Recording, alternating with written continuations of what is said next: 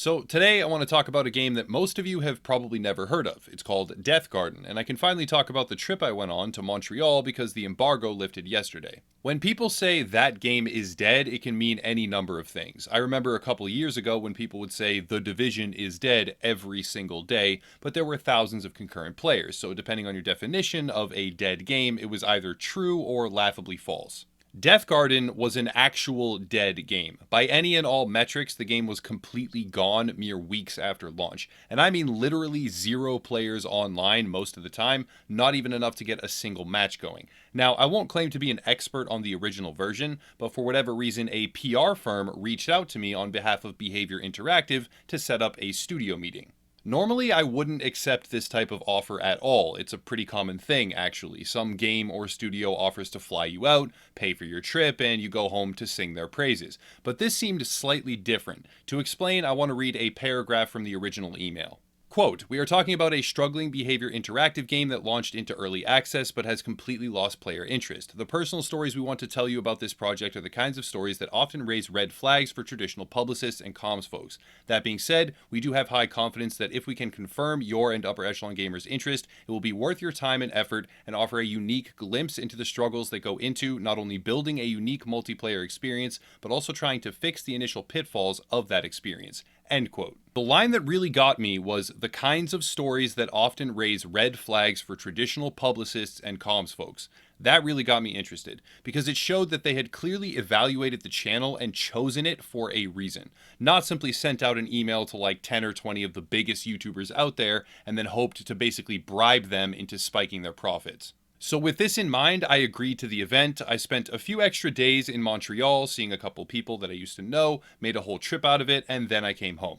To be totally transparent, it was not quite what I expected. There were certainly a few opportunities for feedback, which is what I truly expected the visit to be about, and from the looks of the final product now, they definitely internalized and acted upon that feedback, but the event overall was less of a design or development meeting and more of a help us tell our story type of situation.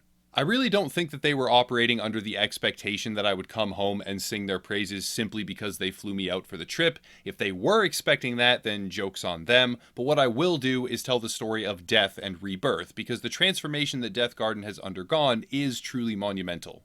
As I stated before, the original version of the game died flat out. This could have been caused by any number of reasons, but if I had to speculate as to the biggest reason, I would guess that it had to do with the total lack of progression. The original Deathgarden game, contrary to pretty much every single other round-based arena game in existence, barring certain FPS titles, had no overarching progression. Even something like League of Legends has a rune system, and you are constantly building towards new champions. So a third-person asymmetrical combat game built around teamwork and objective-based victory that had nothing outside of the round itself, yeah, that was pretty much destined to fail. Another problem was the complexity and the balance. The game was effectively sold as a sort of cat and mouse mechanic with runners and a hunter, but the balancing made any sort of real tension completely impossible because the supposedly weaker runners could end up stun-locking the hunter. And as I said before, I'm no expert on that original format, but it's pretty clear that the player base at large completely rejected it. Here's where things get interesting. When faced with what can only be described as the absolute worst case scenario for a video game launch, Behavior Interactive made a pretty high risk choice. Instead of abandoning the project or buckling down to try and improve the game that they had, they chose to let the current game version die while they worked behind the scenes to totally revamp the project. The culmination of those efforts is Deathgarden Bloodharvest. From the first version until now, a lot has changed. Where previously there had been no progression outside of individual matches, there is now a set of tiered skills for every single character. The game has also adopted a class-based system with scavengers, renamed from runners, and hunters, where each character has their own set of abilities and progression talents. The format has been adjusted as well. In a very similar way to Dead by Daylight, a single first-person hunter who is unable to be harmed or killed will hunt down a set of 5 scavengers as they attempt to fill a blood quota and escape the garden. When it comes to lore, there is now an actual world in which the game is set. On the one side, the hunters serve as the gatekeepers between scavengers and the Enclave, and on the other, the scavengers attempt to pass the Bloodharvest test and earn their place in the utopian society accessible only by surviving the challenge. I've been having a great deal of fun playing the game. I prefer Hunter, that's pretty much all I play now, and I can usually kill all the scavengers within the initial time limit, as well as get the maximum extra score modifier from downing the players but not finishing them off. This is where we run into a bit of a problem though. Unlike Dead by Daylight, a game that Deathgarden now shares a great deal of similarities with, if the Hunter downs you, they can fully kill you immediately. It's not in their best interest to do so, especially if they are a skilled player, but the option exists, and a lot of times the Hunter will execute the scavengers right as they go down, which causes some players to have a really horrible gameplay experience where they load in, wait the timer out, jump in, do a couple of things, and then they're fully dead and they have to watch or find a brand new game. When it comes to specific balancing, the game as it stands leaves a lot to be desired. One of the hunters, of which there are only 3 at this point in time, is just completely useless when compared to the other 2, and that may change as the meta evolves, but I find it very hard to picture. The scavengers only have one ability, which sort of cuts down on the amount of gameplay diversity. The maps are procedurally generated using a tile set, which helps ensure that spawns are never the same, but until more tiles are added, the maps will start to feel very similar after even just a few games. While I was at the studio, I asked one of the creative leads a number of questions, and I tried to be pretty tough with them as well. I specifically asked what their plans were in the event that the reboot were to fail in the same way as the original, to which he replied something along the lines of, "We aren't even thinking about that possibility at all," which gave me pause because while I enjoyed the rebooted version of the game, I see a great deal of similarities to Dead by Daylight, and even though the game certainly has its own flavor, that level of similarity may detract from its potential audience. I also made it a specific point to discuss monetization, of course. This is, after all, a reboot, and thus how they choose to sell it matters a great deal. For those that own Deathgarden already, they will automatically receive 2 extra keys for Bloodharvest. I felt good hearing that because one of my specific questions revolved around whether or not they would be trying to basically resell this new version to the existing players who had already been shafted, seeing as immediately after launch, the game they had bought was rendered useless due to a total lack of players to matchmake with. Another question I made sure to ask was what their microtransaction plans are, and as of right now, as well as in the foreseeable future, I was told by the creative director that there are no plans at all for microtransactions, except for a Terminator skin which was sold at launch alongside the new version.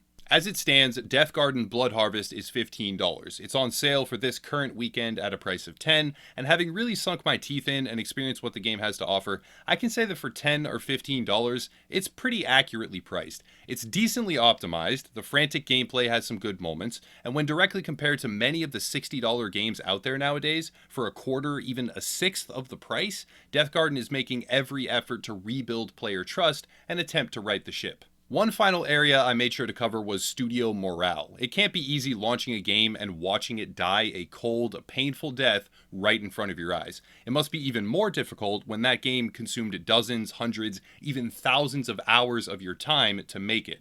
In an industry where games are all too often pushed out the door unfinished and then slowly fixed, or not for that matter, over the course of months, even years, to witness a company make the hard choice of devoting every resource that they have to completely overhauling a failed project is a very refreshing thing. I want to see a world where BioWare do the same thing with Anthem, or Bethesda had done something similar with Fallout 76. Deathgarden now has a foundation to build off of. As I finally finish this video, the player count has climbed already higher than the original version ever saw, and even if this new version still sees lackluster reception in the long run, the efforts of Behavior Interactive should be commended.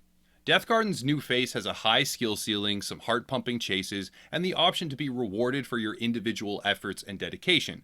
It currently lacks character diversity, but if they proceed to add scavengers and hunters on a regular basis, I see no reason why it cannot find its stride and succeed where the past iteration failed. I greatly respect the effort and dedication that the creative team has sunk in, but there are a lot of small things that need changing, like being able to execute a scavenger within the first 30 seconds of the game, the way the ragdoll physics sometimes launch a scavenger that you've killed off of the map entirely, or you just lose track of them, and then they end up reviving because you simply can't find where their body landed. There are mini teleports when climbing objects as the hunter, there are some character balancing problems, once in a while there's frame drops, and a few other things. But all in all, the game has a solid loop and some fun encounters. They flew me out to their studio. I appreciate that. They also made the hard choice of totally redoing the game after an ice-cold launch. I appreciate that too. If they begin to over-monetize or fail to expand on the foundation that now exists, my tone will change substantially. But as it stands, Deathgarden is a good example of failure and rebirth. Now, keep in mind the concept of bias is a complicated one. I can't claim to be totally unbiased for obvious reasons. So regardless of whether or not you trust my opinions and commentary, make sure to view other sources, reviews, and gameplay before deciding to purchase or play this game. That's it for today though. If you want to support the channel, check out the links down below. We have merch, memberships, that kind of thing, but I'll cut it there and I'll stop rambling. Thank you all for watching and have a nice night.